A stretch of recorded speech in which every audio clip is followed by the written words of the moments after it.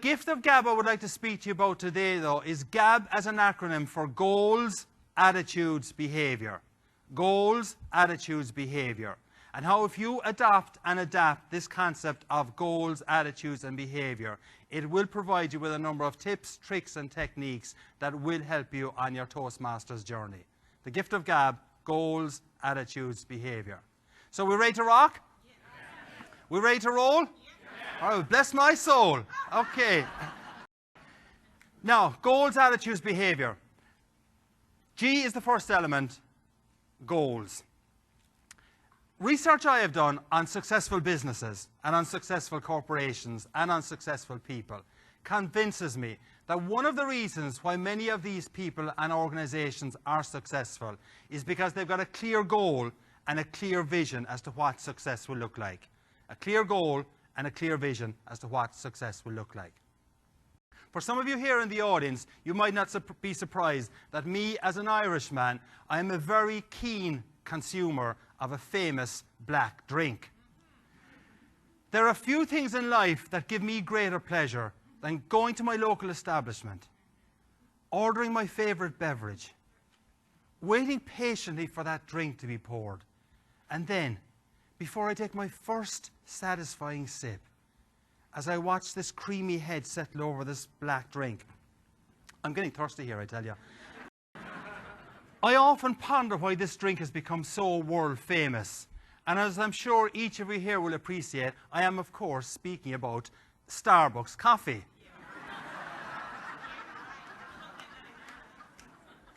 Sorry, have I misled you? All right. But the reason, though, why I speak about Starbucks is because of Howard Schultz, who is the driving force behind Starbucks. He didn't found the company, but he joined it very, very early in its history.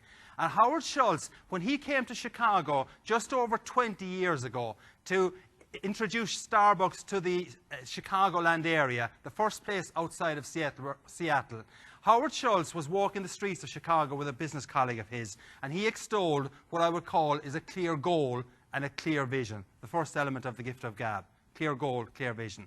Howard Schultz was walking the streets of Chicago with that business colleague, and he said to that business colleague, in 5 years' time, everyone on this street will be walking around with a Starbucks cup in their hand. In 5 years' time, everyone on this street will be walking around with a Starbucks cup in their hand.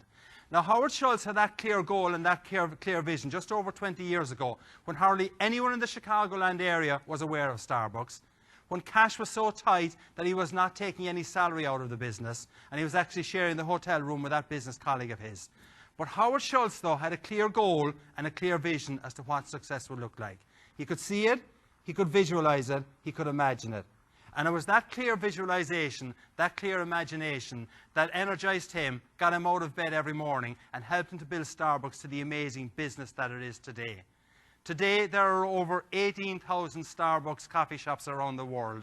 There seems to be a Starbucks coffee shop on every corner. And indeed, the Onion newspaper ran a headline some months ago that said, next Starbucks unit to be situated in restroom of Starbucks unit. That's how ubiquitous Starbucks has become. But it happened, though, because Howard Schultz had a clear goal and a clear vision. And Howard Schultz had that clear goal and that clear vision at a time in Starbucks history when it had barely completed its icebreaker.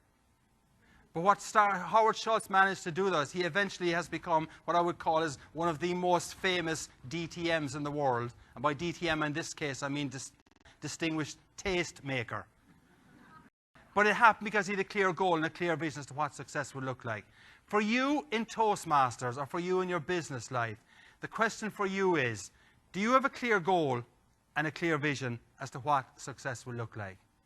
Can you visualize, can you imagine what success will look like for you in your Toastmasters environment, or in your business, or in your personal environment? And if you can imagine what it will look like, you have a much better chance of being successful. One of the great things about Toastmasters is that Toastmasters is based on goals.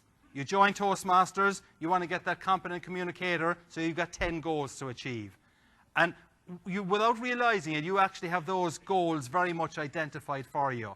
In a sense, there's a clear goal and a clear vision. So Toastmasters, to a great extent, actually does live the clear goal and clear vision element of the gift of gab. But how can you actually make it more relevant to yourself? And how can you create a great brand experience and a great meeting experience for yourself and for incoming guests and for new potential members? When it comes to goal, I think there's a couple of simple little things that you can do that will help to make you successful and make the club more successful as well. I presume each of you here are working through some manuals or trying to get some additional qualifications at the moment, yeah? Most of you are doing that. Would it be fair to say that sometimes you kind of wonder, what am I going to speak on next? Okay, almost unanimous approval there. There's one simple little tip that I can give you that I think will help you to improve your productivity. And let's assume that you're working through the Competent Communicator Manual and your next speech is on vocal variety, and you have no idea what I'm going to talk about. So what you're not going to do the speech until you've got your speech written. What I suggest you do, a simple tip that will help improve your productivity, is you tell your Vice President of Education that I will do a speech on vocal variety in 4 weeks. And you're kind of saying, but Conor, I've nothing to speak on at the moment. I promise you that if you tell your Education VP you will speak in 4 weeks' time on vocal variety, you will craft that speech.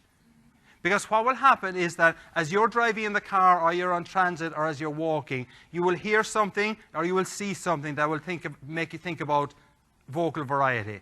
And what you're actually doing is you're doing research almost as every single time of the day. And it happens because you've set yourself a clear goal that I'm going to speak on vocal variety in 4 weeks' time. If you're struggling with your productivity in Toastmasters, if you're struggling with your ability to craft a new speech, flip it and put down the date you're going to speak, and I promise you, you'll find it easier to move through that manual. So that's one simple example of